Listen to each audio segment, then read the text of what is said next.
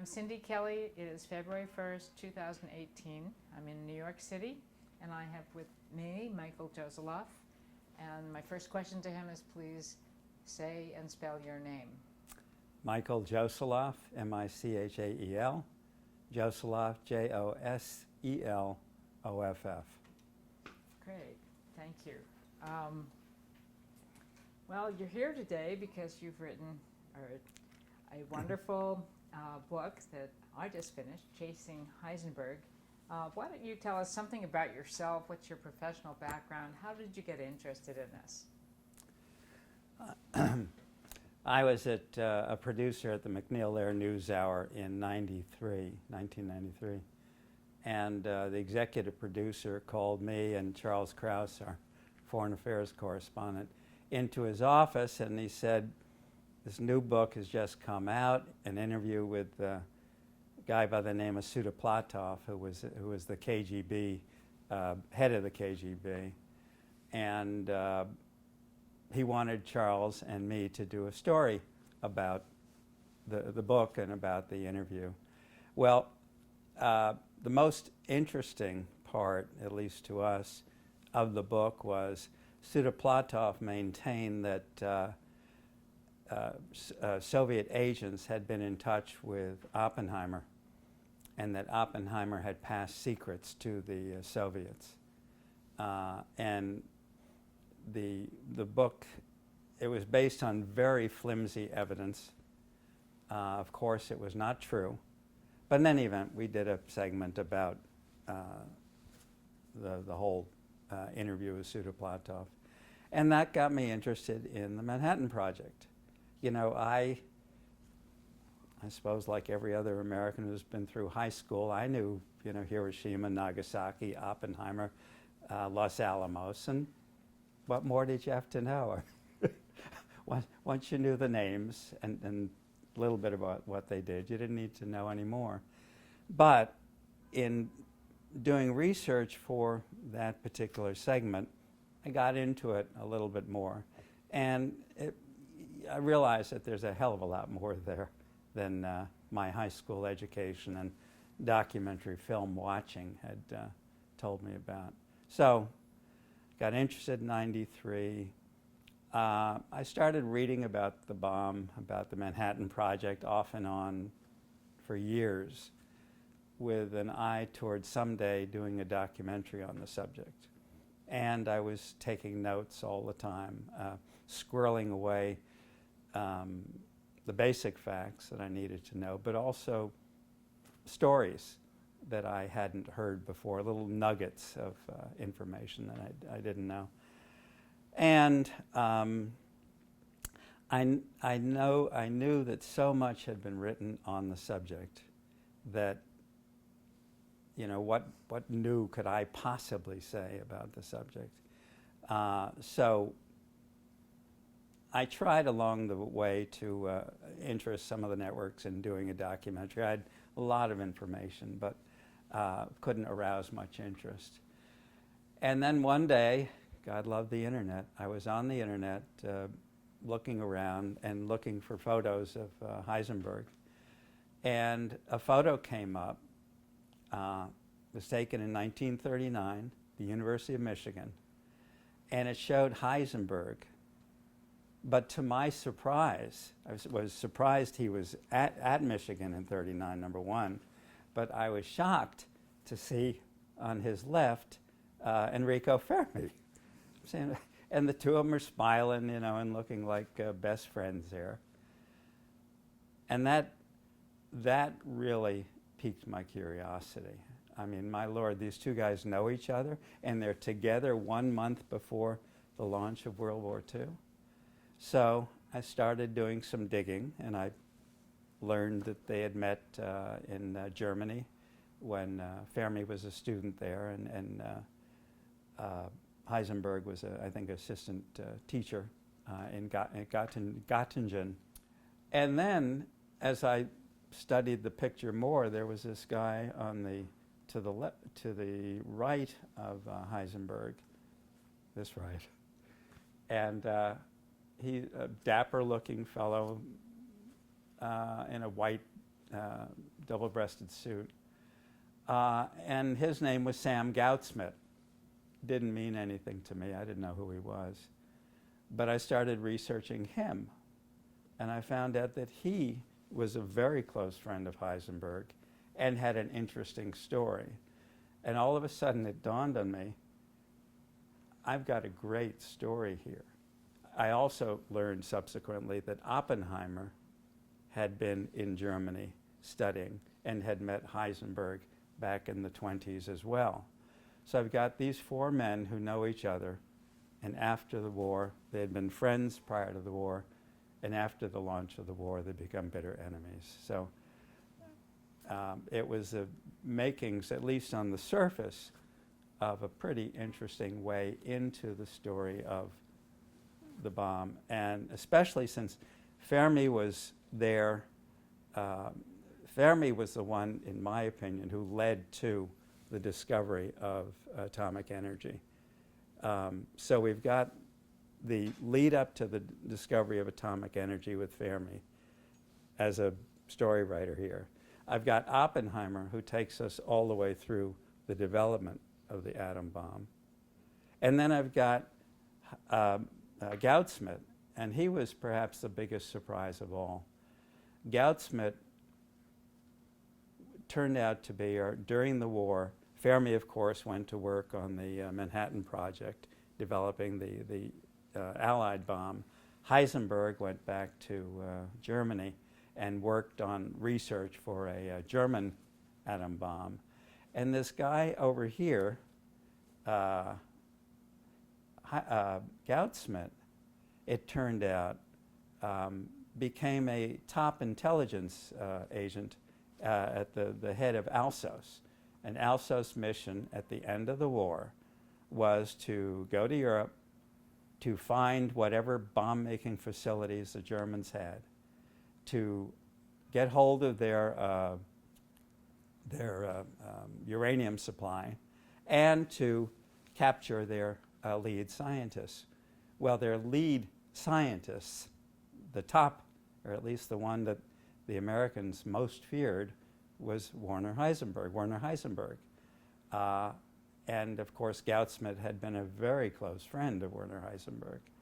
So the idea that you've got, at the end of the story, you've got the very close friend searching Europe to find his former friend just struck me as a very poignant and incredibly human story, human angle on an enormous, story, the Manhattan Project. So that photo led to the book Chasing Heisenberg, The Race for the Atom Bomb. Long story. Great. But as you know, all during my documentary career, especially when I was at McNeil there, we're dealing with the great subjects of our time, war and peace, and villages in the West Bank and that sort of thing. And I was always banging and crunching and pushing to make a story, to make the report flow in an interesting fashion. And the beauty of storytelling is it's sort of done well. It just leads you along.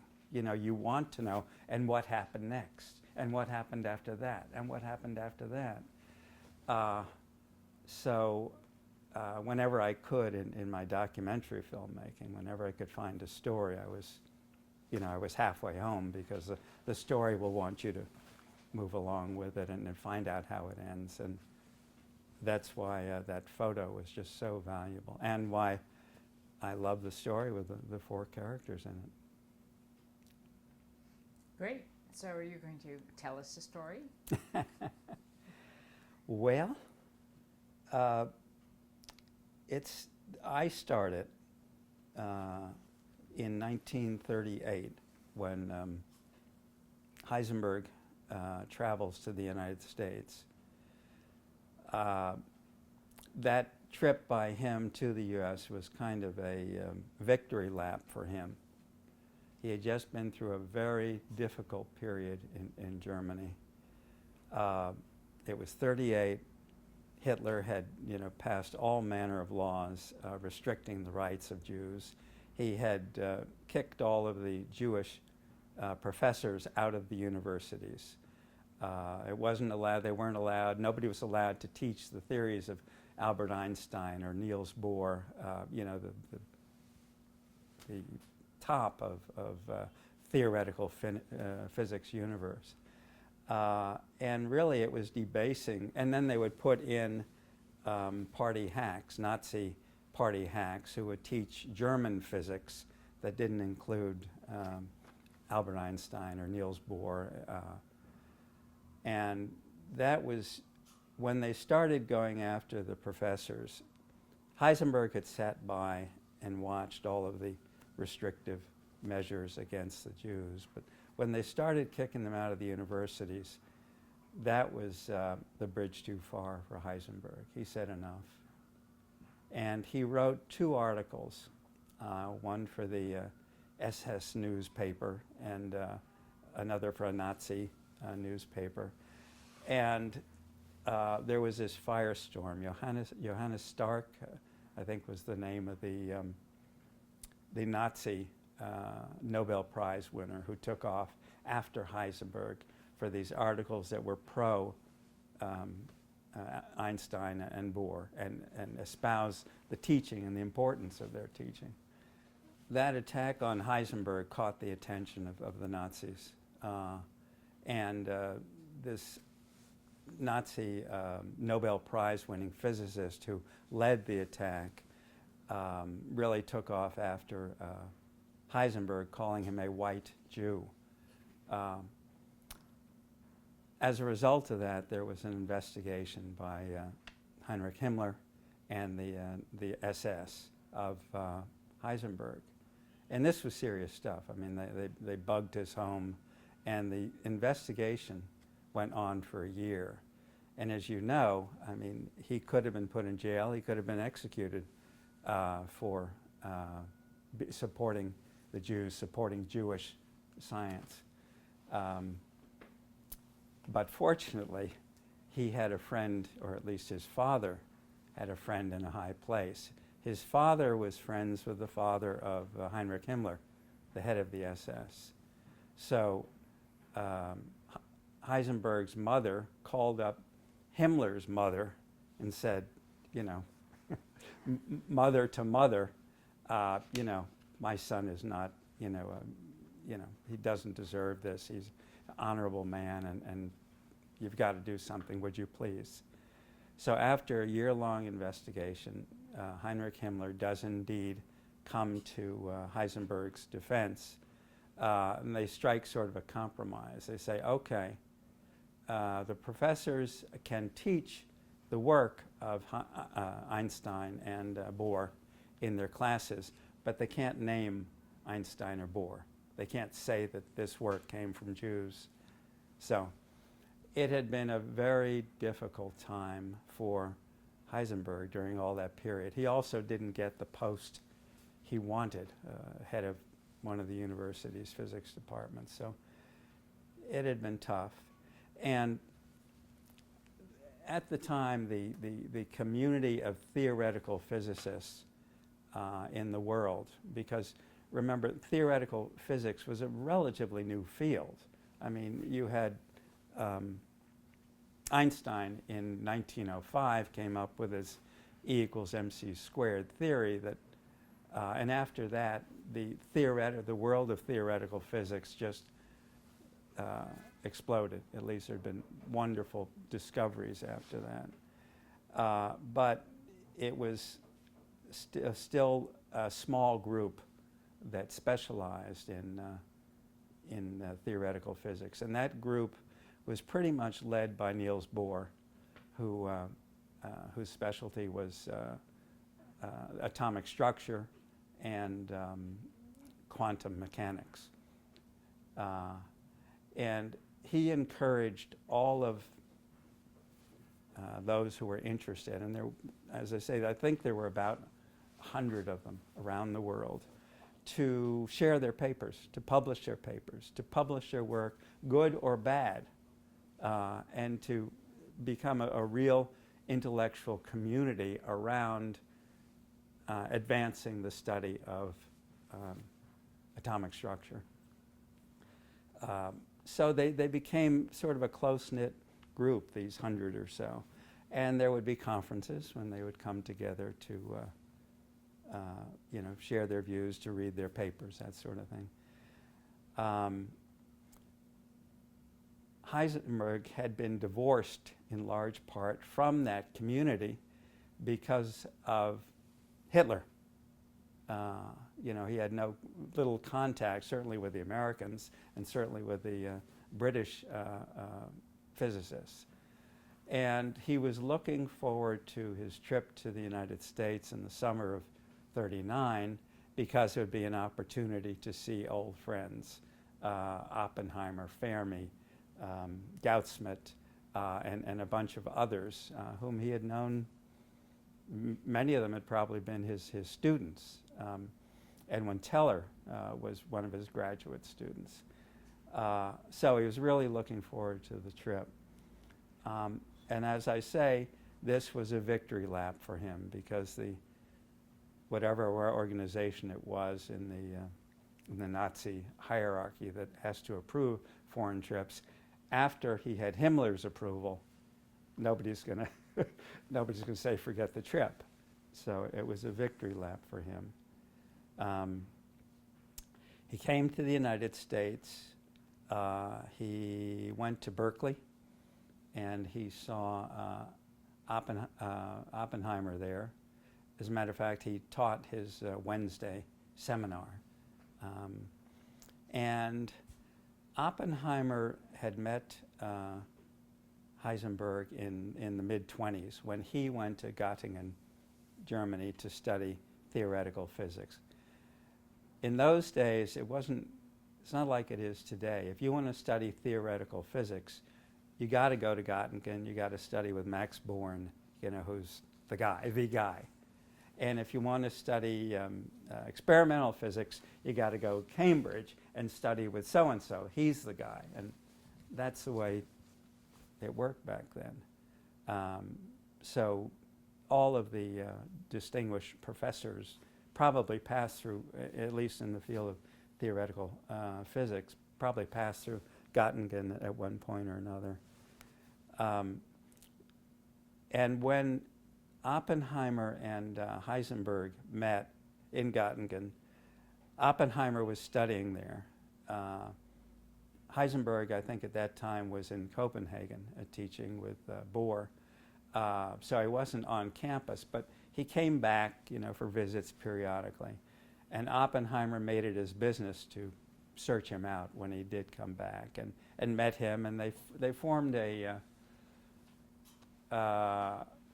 a professional relationship. I think both men, I wasn't there from my reading, but I think both men were competitive and both extremely bright, and neither one, liked being told by somebody else. They enjoyed being worshipped, if you will, especially in the German hierarchy. That's how you dealt with men of the stature of Heisenberg. Heisenberg won his Nobel Prize in 1933. At the age of 26, he was the youngest professor in Germany. I mean, this guy Heisenberg was up there with Bohr and Einstein in terms of his brilliance and in terms of his respect around the world. His uncertainty principle became a pillar of quantum theory, quantum mechanics. So he was a major figure in the world of theoretical physics at the time. Oppenheimer, when Heisenberg came to Berkeley and they met, Oppenheimer's star had not risen to the heights of Heisenberg's. And Oppenheimer did not like being second best. So I think there was always some jealousy there, Oppenheimer to Heisenberg. And mind you, when he came to Berkeley, war was in the wind. I mean, this was the summer of '39. Hitler had been so aggressive in gobbling up territory around Germany. You know, there had not been any gunfire yet, but it was clear that that's where they were heading. So when Heisenberg came to the United States, he always carried this cloud of, you know, what are you going to do when war comes? And when he came to Berkeley, one of the historians I read talks about him being at Berkeley and at lunch with Oppenheimer, and he was fascinated by the cable cars. How do they, you know, the way the tracks cross, and the power lines seem to cross also, the power going to the tracks. And that's all he talked about at lunch. And of course, there is this big elephant in the room, which is the impending war and Nazism, et cetera. Didn't go there. Oppenheimer says that he didn't trust, in part because the issue never came up, but in also complex reasons. I think the two men's personalities, he didn't trust Heisenberg. And in fact, when Heisenberg left California and went on to Chicago and gave a lecture about cosmic rays, Oppenheimer was in the audience. And Oppenheimer had a different theory than Heisenberg. And after the lecture, Oppenheimer sought Heisenberg out, and the two went at it. They yelled at each other. There was an argument that several people have written about. I did a little bit of research there, and it turned out, I think, that Oppenheimer was in fact right. His theory was the correct one. But I think what you had in Berkeley was a sort of a professional putting on a good face, the two of them. But I think in Chicago, you got a real sense that they were not friends and that there was a jealousy there. I might backtrack a long way and say that the interesting story that I learned about Oppenheimer, when Oppenheimer went to Göttingen to study, he came to Göttingen from Cambridge, where he had been studying experimental physics. And as I understand it, experimental physics means being in a laboratory and setting up machinery or experiments, whatever, and then carefully noting, you know, how this experiment went, how that one went. And Oppenheimer found that incredibly boring. He couldn't stomach doing that. And this is a guy who had been a star at Harvard. And in fact, he was so depressed by his time at Cambridge that his parents got on a ship and bought Oppenheimer's then girlfriend to England in order to deal with him and his depression. Well, when he left Cambridge, you know, thrilled to get out of Cambridge, and came to Göttingen, well, there he found his footing, his intellectual footing. This kind of theoretical physics was his forte. This is what he was meant to do in life. And he just, you know, he shined, he shone. And he was a sort of student, maybe you've had one in a class somewhere, who always wanted to answer the professor's questions, you know. Me, you know, and wanted to show off. And he did that a lot. He not only did that, but when other students would speak and he would find their reasoning flawed, he would speak out immediately and says, "You're wrong." Well, you can imagine he didn't win a lot of friends at Göttingen doing that. And at one point, the students in his class got together and they signed a petition to the professor saying, you know, if you don't keep this guy quiet, we're going to leave. We're not going to take the class or whatever. Well, it put the professor in an awkward position. So what he did, I think, is a brilliant solution.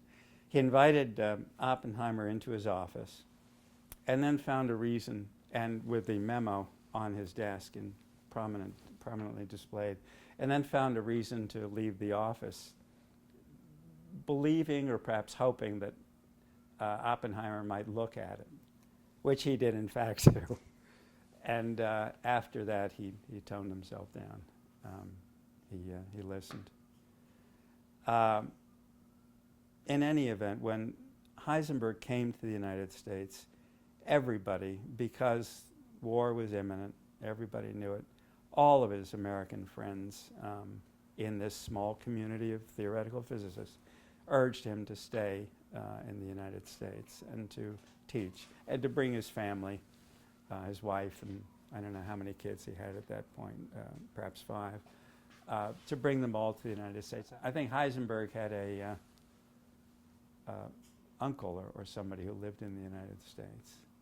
And he had offers from all the major universities to come and to teach there. But he kept saying no. He said, there's Nazism as a passing storm.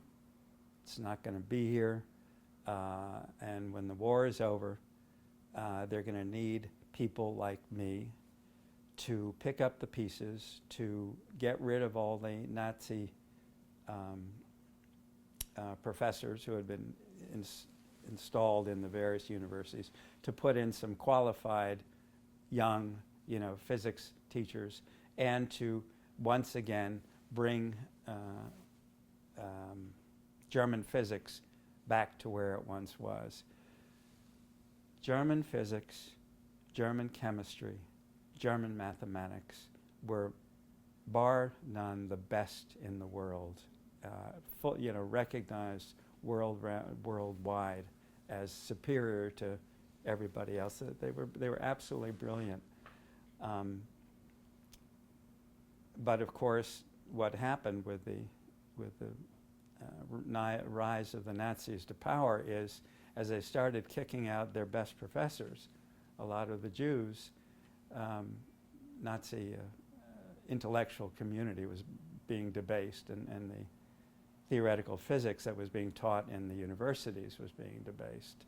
So the United States and the world had a lot to fear from Germany in terms of its intellectual horsepower. They were very strong, but they were also destroying it at the same time because of the policies. They were losing their best people.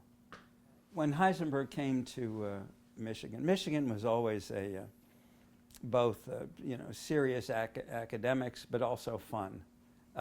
The one requirement that Heisenberg had for him to come to Michigan was he had to have access to a piano. He was a musician. He loved to play the piano. Okay. And he used the opportunity when he came to the United States. He toured the Rockies. He climbed the Rockies. He went to the Grand Canyon. So there was always a lot, both the serious physics and the fun part. And when he came to Michigan, he always stayed with Goudsmit. They had developed a strong friendship, and it was just understood that he would stay there. Fermi, Fermi that summer of '39, he was doing research on nuclear fission, but at that point, the United States has not gotten involved in funding research on nuclear fission. So he and Leo Szilard, who worked with him a little bit at Columbia, had to beg and steal and go to benefactors to get money for their research. And at that point, the money had run out. So Fermi was happy to come to Michigan and to be part of the seminars. that took place there. When Heisenberg left Michigan, he made his way to New York, and he boarded a ship for Germany. The ship was virtually empty, or almost, nobody from the United States is going to Germany at that point. And one can imagine he had a lot of time. It was a 4 or 5 day sea voyage. Had a lot of time to wander the deck, look out at the ocean, ponder, what was about to come. Again, there was no question, hell was going to break loose. So the question that he left hanging, Fermi asked him, and I'm sure others asked him, what are you going to do if Hitler asks you to build a bomb? What are you going to do? And he answered it probably many times. The one I remember, and I think it was to Fermi, he said, not going to happen. It would take much too long to build a bomb. It's not going to be a factor. Excuse me. It's not going to be a factor in this war. So he just sort of, avoided the question. He didn't answer the question. He just said it's not going to happen. But obviously the question was left hanging, and that haunted his friends for a long time. What is he going to do? Interestingly, when he left Michigan and boarded the ship, he took photographs with him of his time in Michigan. And one of those photographs will play a part in my story as we move toward the end. But we know from his wife, Elizabeth Heisenberg, that he, as I said, he really was looking forward to coming to the United States. And he thought, despite the fact that he was not a Nazi, he hated the Nazi. He was very anti-Nazi, and as much as he was anti-Nazi, he was pro-Germany. He was a German nationalist, and he thought that his being part of this community and his affection for this community would win out over the politics. That he would be able to travel the United States and see people. See his old friends, part of this community again, and not be judged by the fact that his passport said German. That was a bit naive. And indeed, later in the story, we will find out that on some issues he was surprisingly naive. So he got back to Germany. Hitler invaded Poland. He was drafted to work with a group, the War Department, that wanted to develop an atom bomb. And he was the theoretician. They started work on that. Unlike the United States and unlike Oppenheimer, the Germans were not willing to work together. One of the first things they did was they said, well, we got to bring you all together, in one spot, like Los Alamos, and, we'll get everybody working together. All of the professors, he was head of the department at that university, he was head of the department at that university.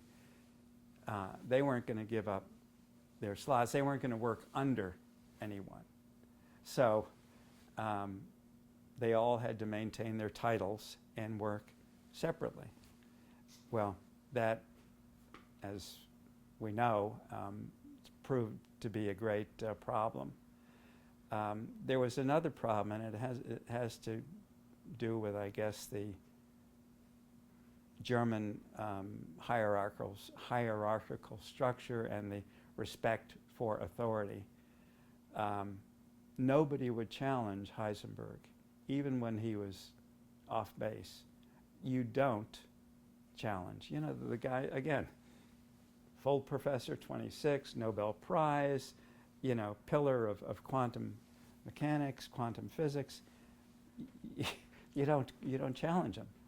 And as we learned later in the war, Heisenberg may have been a brilliant theoretician or theoretical physicist, but it appears he was out of his element when it came to building machinery or building nuclear reactor. In any event, he gets back there. They are not able to organize the German program the way they want, but they get it going with work being done in different areas. And we know what was going on, the British particularly, because the United States was not in the war at that point. But the British knew what was going on. In large part, I think their greatest source of intelligence was the scientists who had escaped Nazism. And they came back with all these stories of who was doing what where. And we know from the scientists who fled, and we know from the previous director of the Kaiser Wilhelm Institute of Physics in Berlin, that they had built a lab on the institute property, a lab called Virus House. And they called it Virus House because they didn't want any curiosity seekers, poking around there. Virus House, in fact, was a lab for building a nuclear reactor. And we know that because the guy who had been head of the Kaiser Wilhelm Institute left, was given an option. Either he had to renounce his Dutch nationality or citizenship and become a German. I may be wrong on that, but in any event, or what he ended up doing was taking a leave of absence and came to the United States and never returned. And we know what was going on at the Kaiser Wilhelm Institute of Physics, which was really the center for the bomb program at that point, the nascent program at that point. And we know because he came to the United States and told us everything that was going on there. The British obviously were very concerned. I mean, the British were closer to the line of fire than the Americans were at that point. They were very concerned about the possibility of an atomic bomb. And they had, in addition to the scientists who were coming over, the intelligence people that were reading this goes into 39 and 40 and 41, were reading the various professional journals, looking for, Heisenberg had published quite a bit when he was before the war. They were looking for articles by Heisenberg, and he wasn't publishing anymore, which was not a good sign. They figured that, he must be busy with something else. They also looked in the university catalogs to see if he was slated to teach any courses anywhere, and he wasn't slated to teach any courses. Both of those were not good signs. The British also had a resource. There was friction between the British once the war started. There was friction between the British intelligence and his counterparts in the United States. They would share information, but they might not share all the information. And the British had a guy his code name was the Griffin. His real name was Paul Rosbaud. And Rosbaud was a advisor to the publishing company that published the scientific journals. If you've written a paper on whatever and you wanted the world to know about it, you would publish it in this journal, and it would get seen by scientists all around the world. So he was an advisor to them. So he had his ear to everything that was going on in the world of physics, at least, perhaps other disciplines as well. And he was telling the Brits that we know you think Heisenberg is heading up a program to build a bomb, but by his observations, Heisenberg was pretty much in Berlin. He wasn't, traveling around the country. He had no long, unexplained absences, which you would think would be necessary if Germany were building a Los Alamos or an Oak Ridge or a Hanford type, facility. So that gave pause to the Brits. And you got to remember, this is intelligence in World War II, at least this kind of scientific intelligence, was not what we have today. You don't have any satellites overhead that are permanently watching what's going on. You don't have the electronic intelligence capabilities that we have today. Intelligence gathering was always a question of putting in pieces of a puzzle and trying to figure out, how they fit and which ones to assign more importance to than another. So on the one hand, clearly he wasn't doing what he had been doing because he wasn't teaching, he wasn't publishing. On the other hand, he was still in Berlin, so you would think he'd be outside. And they shared this information with once the war started, once the U.S. got in the war. They shared that information with the Allies, but I think it's perhaps human nature that one intelligence agency always questions the other, and had they known who the spy was, the chief spy, Rosbud, I think the United States would have paid more attention to what the Brits had to say. Let me take you back, if I may, to the University of Rome in 1934 with Fermi and his postgraduate students there. The neutron had just been discovered a few years earlier, and Fermi came up with the idea of using the neutron as a kind of ammunition to try to probe the nucleus of the atom. The nucleus is surrounded by an electrical barrier, and other scientists had tried to break through that barrier using positively charged particles, but the barrier was positively charged, and you needed a lot of energy to break through. And he said, well, neutrons don't have any charge, so maybe they can just sneak right through. And he was right in that. So he would bombard atoms with neutrons, and what he was trying to do was turn stuff that wasn't aluminum, silver, that sort of lead, stuff that wasn't radioactive. He was trying to cause it to break into the nucleus, to upset, to disturb the protons in there, and to make it start to decay, which is radiation. And he was successful in doing that. Indeed, the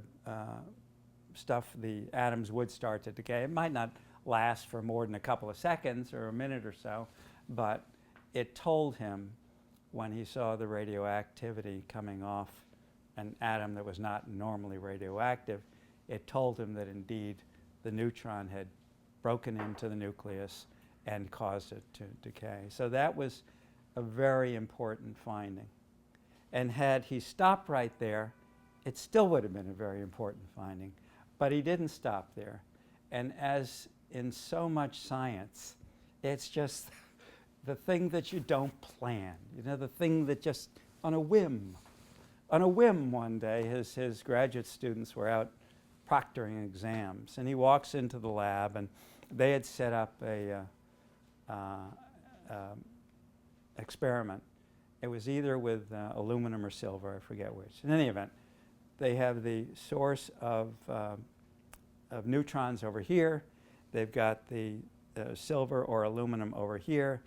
And Fermi came up with the idea, well, I'm just going to, had a piece of lead or something in between the two. They were trying that. And he said, nah, there was some paraffin nearby, some wax. He said, I'm going to put the wax in between, see what happens. So he puts the wax in between, and then he picks up his sample to see whether or not it's turned radioactive. He couldn't keep the Geiger counter in proximity to the test, the experiment, because there are too many neutrons flying around and it might corrupt the results. So the Geiger counter had to be all the way down at the end of the hall. So what you saw all that summer and fall that they were working on this experiment was he grabbed the piece of metal that had been irradiated, runs down the hall, puts it in front of the Geiger counter, and oh my God, you know, they had gotten a radioactive reading off of it before. They knew that the neutrons were entering the nucleus and causing it to decay. But this was considerably more, dramatically more radioactivity coming off of either the silver or aluminum than he had ever seen before. And that was astounding. I mean, he couldn't understand, you know, why. Piece of paraffin, a piece of wax between the source and his graduate students come back from proctoring the exams, and he tells them what's happened, and they try to repeat the thing, and my Lord, it happens again.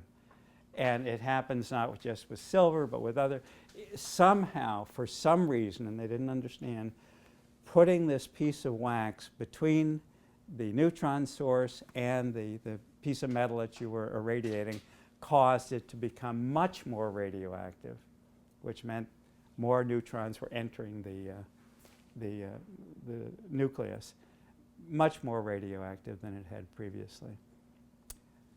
That finding won him, that was part of the reason why he won the Nobel Prize in 1938. I want to take you back farther, if I may. After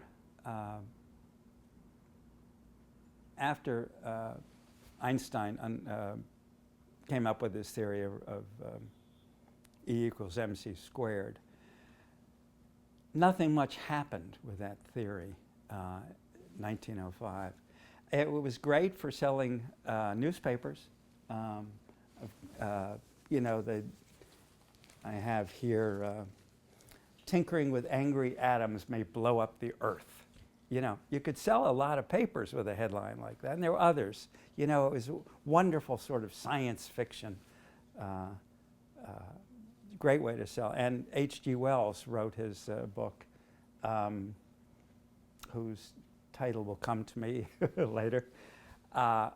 And he envisioned in 1959, the year of this global conflagration of atomic bombs, of, you know, all countries being armed with atomic bombs and firing them at each other. And he talks about people were starving because the farms were all radioactive.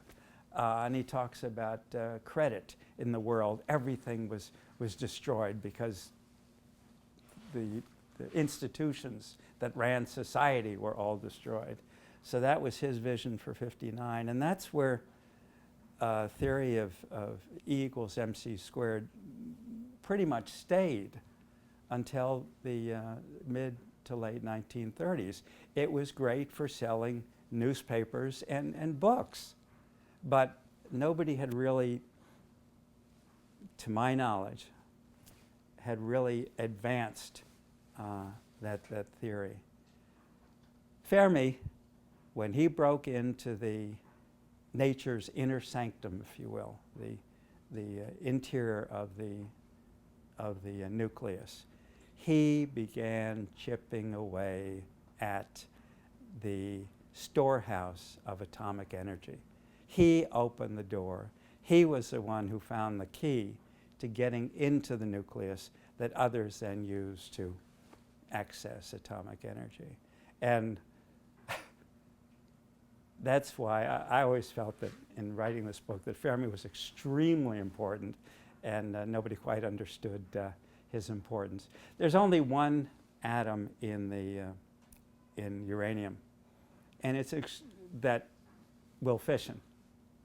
And as you know, it's U-235.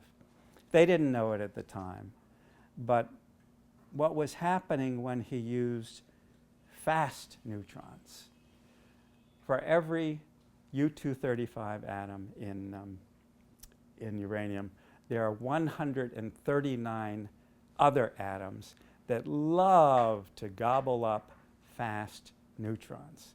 Nature put them there to gobble up fast neutrons.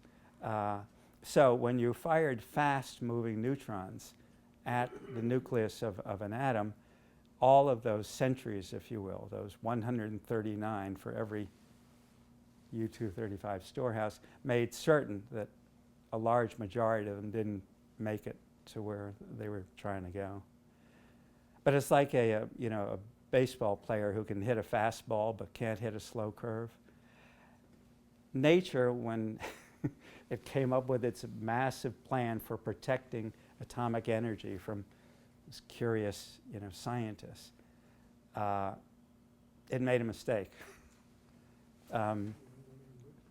It equipped all of the other protons, all of the other atoms to be able to grab hold of and to absorb fast-moving neutrons. But it didn't equip them to deal with slow-moving, slow-poke, tortoise wins the race neutrons. So the slow-moving neutrons were able to sneak through, get into the atom, into the nucleus, and cause it to decay. That technique was the technique, slow-moving neutrons, that Hahn and Strassmann later used in December of '38, I think, to discover atomic energy. When the slow-moving neutrons entered the nucleus of the U-235 atom, it split. It gave off 2 neutrons, as we know, and it gave off a burst of energy. Hahn and Strassmann, with the help of Lise Meitner, discovered that, and that's how they discovered atomic energy. I believe that Fermi actually discovered atomic energy, but he didn't know it. I believe that the Joliot-Curies in Paris actually discovered atomic energy, but didn't know it. And Glenn Seaborg in Berkeley discovered atomic energy, but didn't know it. Dick Rhodes has a wonderful quote from Seaborg. He told Rhodes that when the announcement came that atomic energy had been discovered, he said he was in a blue funk for weeks after that because he had seen the evidence, but he didn't know what he was looking at. He didn't have a Lise Meitner there to tell him, this is what you're looking at. So it was Fermi who opened that door and gave them the tools they needed to get into the atom and to release atomic energy. Now, if I can jump forward, the important thing, extremely important thing here is slow neutrons. Fast neutrons at this point in the story are just worthless. You needed to slow down the neutrons in order to get them into the nucleus and get them past all those other atoms that wanted to gobble up fast neutrons. And what do you use to do that? Well, when Fermi gets to the United States, he starts working and he tries all different techniques. And ultimately, he and Leo Szilard decide that graphite Fermi had used wax in Rome. They decide that graphite is a good, basically obstacle course, if you will, that you can put between the neutron source and whatever you want to irradiate. There was a problem with the graphite. It's got impurities in it, and the impurities were absorbing neutrons. So that was a problem. But Szilard goes to the National Carbon Company, says, this stuff isn't good enough. We need it more pure. And the National Carbon Company indeed does produce a pure type of graphite. They try it in their experiments, and sure enough, it works. So they find out that they eventually design a reactor. They put the uranium in canisters, they embed the canisters, and then they have graphite between the different canisters of uranium, so that any neutrons coming off the uranium will have to go through the graphite, which serves as the carbon atoms in the graphite serve as an obstacle course, slowing down the neutrons. So when they get to the next canister full of uranium, they will be the right speed in order to make their way into the nucleus there. Heisenberg, off in Germany, knows he has a similar problem. He's got to come up with what they call a moderator, something that will slow down the neutrons. And they try graphite, just as Fermi did.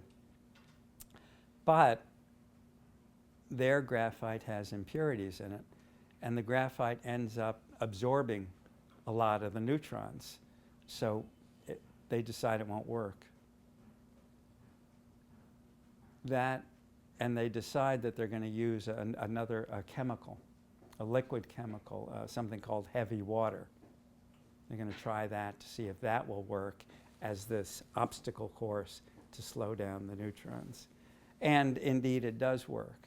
But graphite was readily available and relatively cheap. There wasn't a problem getting hold of it. Heavy water was not available at all and was very expensive. The only factory in the world that produced heavy water was this factory in Norway, the Norsk Hydro factory. They were producing fertilizer, and it just happened that heavy water was a byproduct of making fertilizer. The Norsk Hydro plant, it was sort of chiseled into a mountainside, and above it you had a lake, and you had water from the lake spilling down into a gorge, and they were able to harness the energy of that, the hydropower. So they had a unlimited source of energy, and they could make fertilizer, and they could make the heavy water. The Germans tried to buy that heavy water before the war. The Norwegians wouldn't sell it to them. But when the Norwegians occupied, when the Germans occupied Norway, the Norwegians had no recourse. They had to not just sell it, but the Nazis made certain that they kept boosting the production of heavy water because it was a major component of a reactor that would produce a sustained chain reaction. They had to have it. The United States had the graphite. Germany put all of its money, all of its cards on this Norwegian plant. And it turned out, as we know later, it turned out to be a colossal blunder on Heisenberg's part and the Germans' part. That plant became, starting I think in November of '42, it was attacked 4 different times. In a 15-month period, it was attacked 4 different times by the Allies. First time was tragic. They sent 2 bombers which were towing wooden gliders, and in the gliders they had commando squads. Unfortunately, the gliders were attached to the bombers by a rope. The cold weather, the moisture caused the rope to freeze. It snapped. The gliders crashed. Many of the commandos in the gliders were killed. One of the bombers also crashed. And the Germans found the survivors and killed them. So it was not a happy experience. The second time they went in, they parachuted in. They were fortunate. One of the managers, the designers of the plant, had escaped to England, and he came to England with blueprints of the whole Norsk Hydro operation. So they had saboteurs in England who were training on how to best plant the explosives to decommission, to knock out the plant. They were able to parachute them in. They were able to, tremendous feat of mountaineering. They went down into the gorge, across the frozen gorge, up the other side, snuck in some sort of passage that they knew about, and set off the explosives. And they put the plant out of operation for 6 months or so. But only 6 months. The damn thing was back in operation again. The next try, they sent, at this point the United States was in the war. This was no longer a British RAF operation. These were American planes. I think they sent 200 planes to this plant to bomb it. They dropped 700 bombs on the plant. But unfortunately, the plant, they said, was chiseled in the side of the mountain, and it was a very difficult target to hit. Unfortunately, they ended up killing 21 Norwegians and not doing very significant damage to the plant. And on the fourth try, as you can imagine, at this point, the Germans are fortifying the plant. They've got machine gun nests. They've got landmines. They've got, soldiers patrolling the area. So the only option at this point, they know the heavy water is being transported to Germany. Part of the journey is across a lake, and what they do is they take the heavy water, the 39 cans of it in this barrels of it, put it on a train. They take the train to the head of the lake. The train ride goes on to the ferry. The ferry takes it across the lake, and it goes on to eventually to Germany. What the Norwegian resistance did was they sabotaged the ferry. They put explosives in the front of the ferry. There were timed to go off when the ferry hit the deepest part of the lake, and they did go off, and I think 53 people were killed. It's unfortunate. I mean, it's terrible. A lot of innocent people lost their lives because of this. But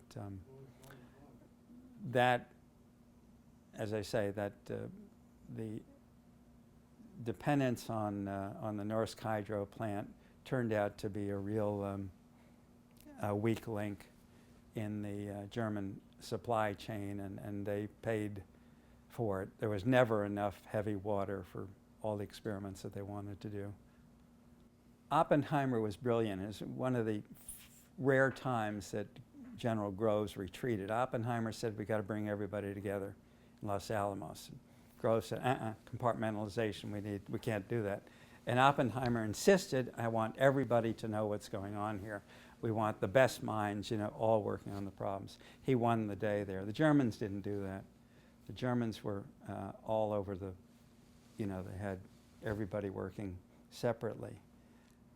The Alsos mission was set up by General Groves, and the purpose was, 1, to locate the German bomb-making facilities, 2, to get hold of the German supply of uranium, and 3, they were very afraid that the Soviets would get hold of the German bomb makers, the German scientists. The 3, to capture the German scientists and make sure they didn't fall into Soviet hands. They set up this, what was called the Alsos mission, to accomplish those goals. And it turns out that the man asked to head the scientific group in the Alsos mission was Heisenberg's old friend, Sam Goudsmit. He knew all the players. They had all come to Michigan, and he knew them, but again, because of this small community. So he also had a interest in forensics. He studied forensics in college. The military head of the operation was a guy who just was head of counterintelligence at Los Alamos, and he was constantly after Oppenheimer. Boris T. Pash, Colonel Boris T. Pash, was in charge of counter-espionage, counterintelligence at Los Alamos, and he always had his eye on Oppenheimer and made Oppenheimer's life difficult there. In any event, I think November 44, Paris is liberated. The Alsos mission goes into Paris, and their first stop, when they get there, they go to the lab that's run by the Joliot Curies, who had struck a deal with the Germans during the war. The Germans didn't have a cyclotron, which was essential to taking the measurements that you needed to build a bomb. And Goudsmit figured if anybody knew what was going on, they would. In fact, they weren't very helpful. So that was a false start. They then went on to look at German chemical and electronics firms in Paris to look through their inventory, look through their guest logs, look their phone logs, see who had come and gone. And so hunting through the guest logs and going to the German electronics companies and chemical companies didn't work. But they did find something curious. A guy who worked for the AUER chemical company, large German company, a guy by the name of Herr Peterson. They found in his notes that he had shipped large quantities of thorium, a radioactive substance, to Berlin, and he did it just before the Allied troops entered Paris. And that was suspicious because thorium could be used to make an atom bomb. So, Goudsmit's antennae go up immediately. They eventually track down Herr Peterson, capture him, bring him back to Paris, and he says, "I don't know what you're talking about. There's no bomb here." I mean, but in his luggage, they find a hotel bill for the town of Heckingen. And Allied intelligence knew that the Germans had moved, the Americans had bombed the facilities that they knew of, the university that they knew of, that were involved in bomb making in Germany. So they took their whole operation underground. So they found this hotel bill in his suitcase from Heckingen. And Goudsmit knew that this was suspected to be the town where Heisenberg had moved his operation to. So the name immediately, came back to him. So he had this thorium, large shipments of thorium being sent to Berlin. He had this connection to Heckingen, and he had this connection to this enormous German chemical company. And Goudsmit said, "This is it. We're on to it. We got to get to Heckingen. We're going to find what we're looking for." Tight case was what he called it. Unfortunately, it wasn't a tight case. Turned out that Peterson's mother lived in Heckingen. That's why he went he went there to see her. And the reason they were shipping all the thorium to Berlin was Armed Forces Radio ran the Bob Hope pepsodent hour on the radio. And the pepsodent gave you a brighter smile because it had irium in it, nobody knows what irium is, but that was the advertising claim, Pepsodent with irium, a brighter, whiter smile. And it boosted their sales. Well, no fool hour, they said, well, hell, if irium can boost the sales of Pepsodent, then we're going to take all this thorium and send it to Berlin, and after the war, we're going to make toothpaste, and we're going to boost sales with thorium. So that was the reason why all of the thorium went to Berlin. It was obviously a dead end. But they did find a catalog when they were in Paris for the Strasbourg University, and that indeed looked promising because a lot of several German physicists were working in Strasbourg, and Goudsmit was very eager to get there and to interrogate them. They had to wait for the French and for the Allied forces to move the Germans out of Strasbourg, and they did. And when they got there, they immediately went to the laboratories and combed through all of the papers. They found Goudsmit was shocked.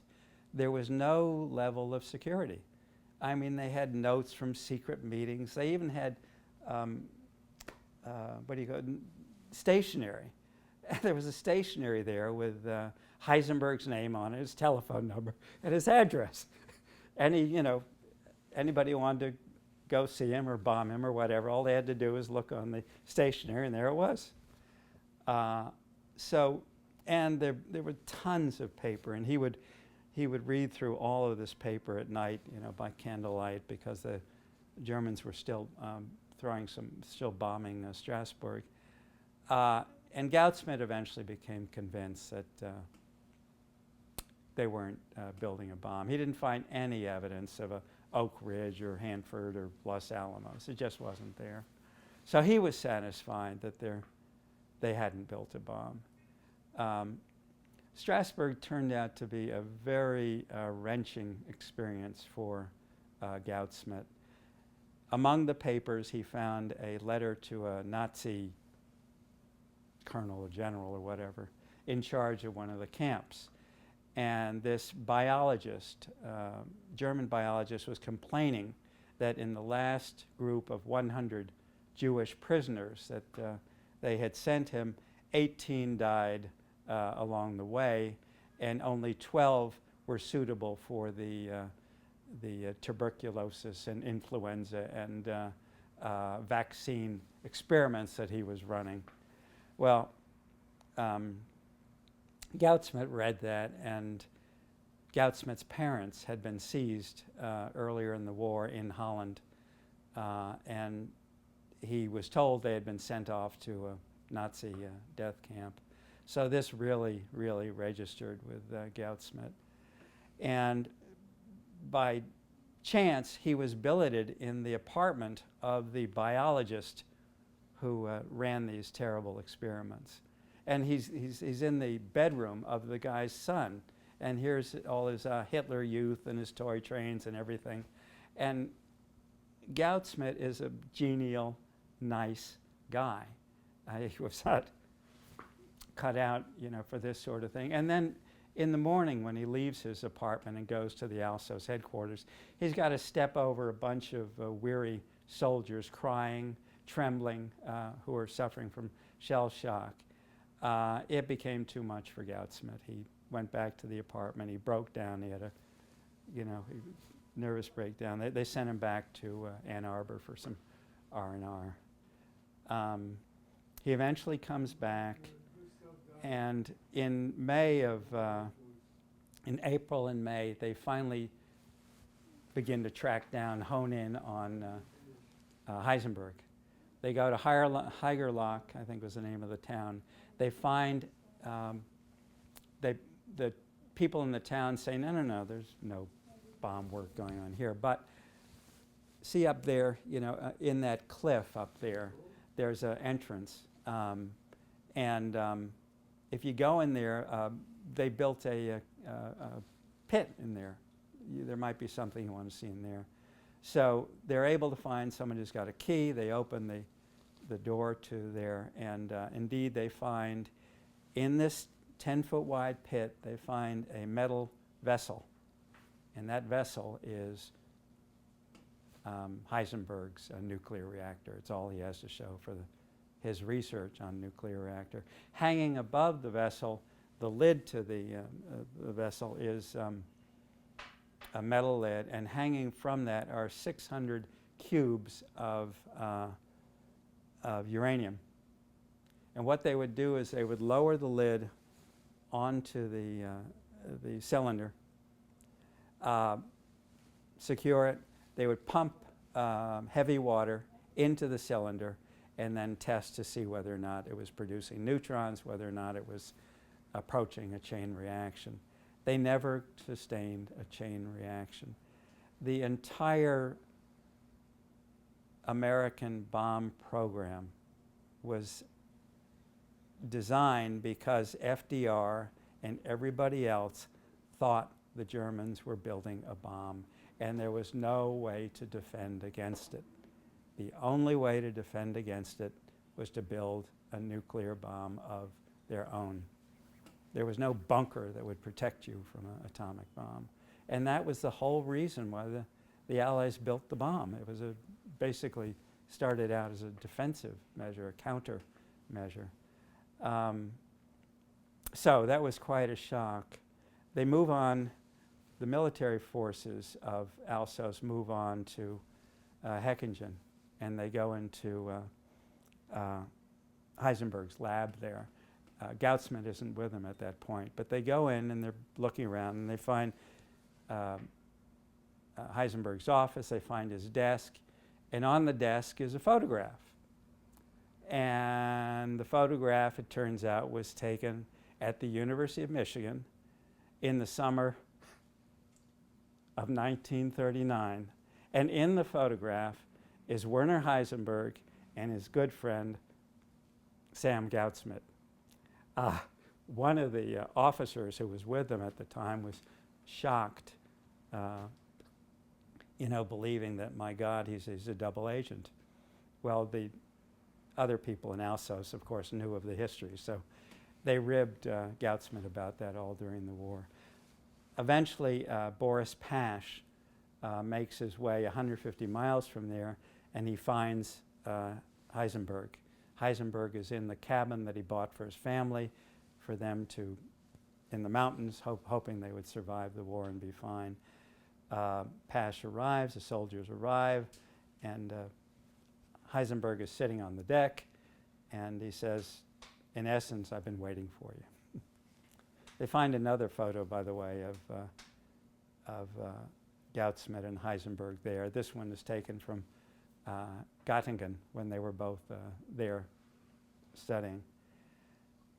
They take Heisenberg to the office where Goudsmit is located.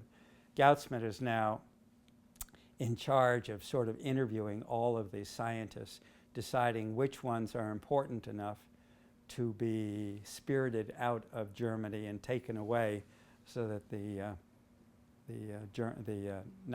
Soviets can't nab them. And of course, there's no way that they would allow Heisenberg to stay in Germany. He was definitely going to have to be removed from the country. So he comes in, and the two men are there in the office, and it's perhaps human nature. I mean, so much had happened between the time they last saw each other in Michigan. There was almost too much to say. Goudsmit asked Heisenberg, as he had in 1939, he said, would you like to come to the United States? And Heisenberg again said, no, I'll be needed in Germany. Goudsmit thought that was terribly arrogant of him to think that he was that important, that the entire university structure of Germany depended upon his being there. But in any event, then Heisenberg asked Goudsmit, he said, can I show you the work we had done on the nuclear reactor? Of course, believing. I mean, he's a German. Of course he believed that they were far ahead of the Americans in developing a bomb. And this was one of the reasons that Heisenberg wanted to build the bomb. Was he knew that Germany was going to lose the war, and he wanted to use it as a bargaining chip to win favorable treatment from the Allies. Goudsmit thanks him, and he says, "It's all right," you know, leaving him with the impression that the United States didn't have a bomb or weren't building a bomb and didn't much care to see what he had done. Interestingly enough, and Goudsmit wrote maybe half a page, that's all, on their meeting, and he said, basically he concluded he's strongly anti-Nazi, which we always knew, and still a very strong German nationalist. Heisenberg, interesting, they found a letter that he had written to his wife and never mailed, and the letter said what a wonderful meeting it was with Goudsmit. It was like the 6 years had never happened, that he was so pleased that the meeting went so well. Again, there's a kind of naivete about Heisenberg that surprises me. And then, of course, the next step is they take all of the Germans to, or the top Germans, to Farm Hall, a safe house in England, to let them stay there. The rest of the, well, the war is pretty much over, but stay there until they sort things out and figure out what they're going to do with them, because again, they don't want the Soviets to get hold of them. And it's a rather cushy place. You know, they got gardens, and they got POWs who are tending the gardens, and they got tennis courts, and they got a piano for Heisenberg to play. And they have microphones in every room. The Germans didn't know that, so they were totally bugged when the BBC announces on August 6th the bombing of Hiroshima. Otto Hahn, who discovered atomic energy, learns about it first. And Hahn is suicidal. He didn't want, you know, what he discovered to cause this. In any event, they come out. They had seen, I think, the 7 o'clock news, and then everybody goes from dinner. They tell them at the table, at the dinner table, what Hahn has learned, and then they go and they watch the 9 o'clock, or they listen to the 9 o'clock news, and it says, you know, Hiroshima bombed by a atomic bomb. Heisenberg is incredulous. One, he feels humiliated because Goudsmit has led him down the garden path, believing that the U.S. wasn't working on a bomb. And then his colleagues ask him, well, you know, how much uranium would you need to build a bomb? I think at this point they knew about U-235. And Heisenberg says, frankly, I never worked it out.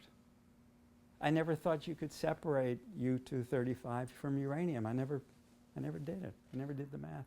That was the first step in building a bomb. You had to know how much U-235 or plutonium you needed for a critical mass. That's where it started. And Heisenberg had never even gotten to the starting point. After Nagasaki, they put out this statement, covering their asses. They say, well, you know, while the Americans were working on a lethal weapon, we were working on a uranium machine, a nuclear reactor that would benefit, you know, mankind, an engine that would make use of this source. Well, it's not entirely true. If they could have gotten that engine working, they would have been producing plutonium. So that's the story that they tried spinning at the end of the war. At the end of the war, Heisenberg was a sort of a sorry character. He was very depressed after the war. And the narrative on Heisenberg became that he was either a second-rate engineer, because he couldn't build a reactor, or he was a saboteur. he deliberately sabotaged the German program. And all of the newspaper pieces and the books that were written had him on one end of the spectrum. And he was very frustrated that he couldn't change the narrative. For the last 10 years of his life, he refused to talk about the war because he couldn't get his, as we would say today, his message out. One other piece of the puzzle I should mention, that after the